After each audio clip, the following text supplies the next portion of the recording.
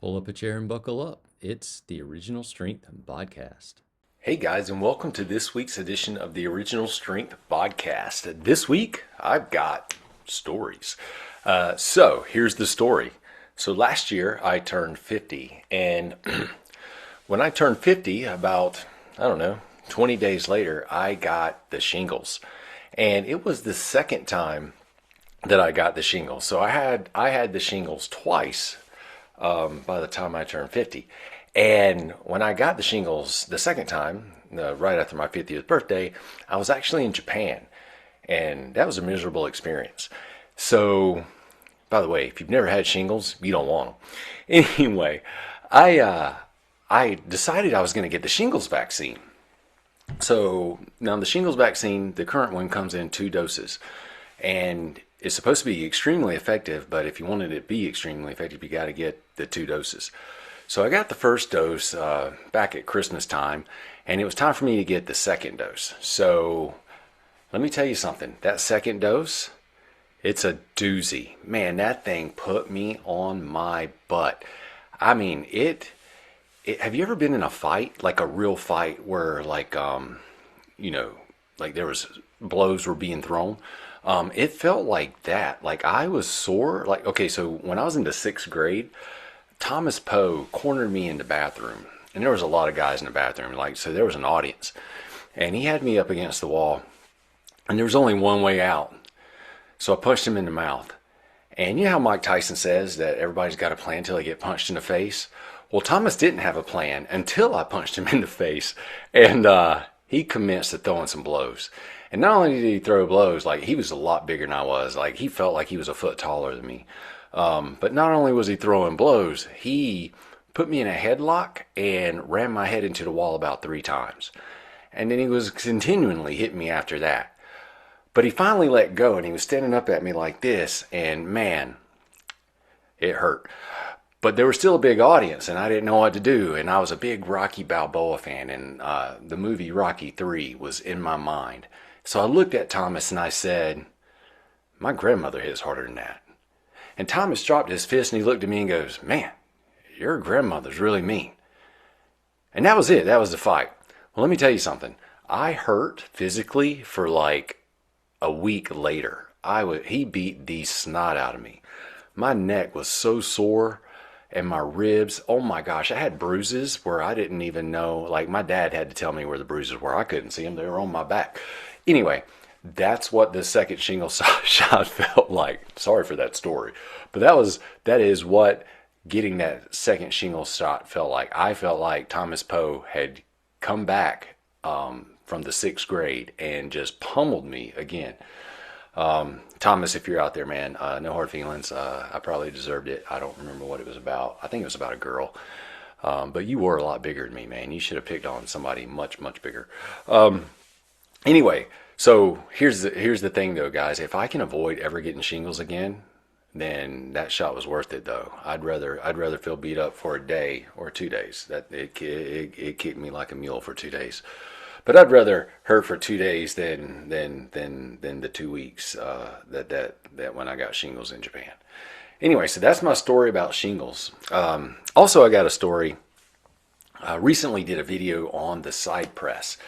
And the side press, if you're not familiar, is actually one of the movements that Pavel Tsatsouline first wrote about. I think, what was that movie? It was a book about deadlifts and side presses. I can't remember the name of it right now, but it was a brilliant book. It was like his first book. The book was called Power to the People. And the side press is a movement where you lean as you press the weight overhead. And what you do is you get your arm behind you and you use your lat and press it overhead. And it allows you to press really heavy weight over your head.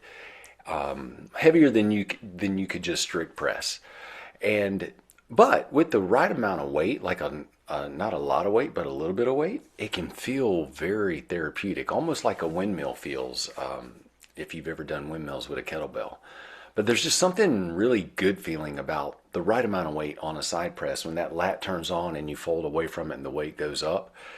It just feels really pleasant. Anyway, I made this video about the side press because it's a movement that I don't think a lot of people do, but it's one that could be very useful to you because not only does it build strong shoulders and a a strong, it helps you learn how to use your lat to help push and stabilize the arm, but it also helps build a really strong core. And if you wanted to, you can move some serious weight overhead. And if you can move some serious weight overhead and you can hold that weight overhead, well, just by the nature of doing that, you're going to get a lot stronger anyway. And even if you don't want to move serious weight, but you just want to feel good, it actually ends up being a very beautiful, fluid movement that is just, again, pleasant to do. Anyway, I made this video on YouTube, which is probably what you're watching this on now, and you can check that out if you want. And it was just, how to do the side press. And somebody commented, but Dan John doesn't like the side press. Why do you disagree? And or are you going to tell him that he's wrong? And the answer that I wrote on YouTube, I responded, is absolutely not. I'm not telling Dan John he's wrong, because Dan John's not wrong to have his own opinions. And the reason I love Dan John is that he loves me enough to let me have my own opinions. And I think, like everything's relative, right? Like, so if you're just doing the side press to feel good, what's wrong with that? And who's wrong to do it? And if you're doing the side press to get stronger and to build some serious beef, on your frame, what's wrong with that? It's like some people say you shouldn't do squats because they're bad for your knees. Well, maybe that's not really true, and it depends on the person. Maybe it's how they're doing the squats, right? So anyway, the whole point is don't be afraid to do a movement that may actually be good for you, just because somebody else doesn't like it. And if somebody else doesn't like it, maybe understand why they don't like it, and then if you're still curious, cautiously explore the movement anyway. I mean, there's so many wonderful movements out there that you can, do for strength training. Like, how many different types of deadlifts are there? Which one is the right one for you? How many different types of squats are there? Have you done a hack squat lately? Have you ever tried that? Is it bad for your knees, or is it good for your knees?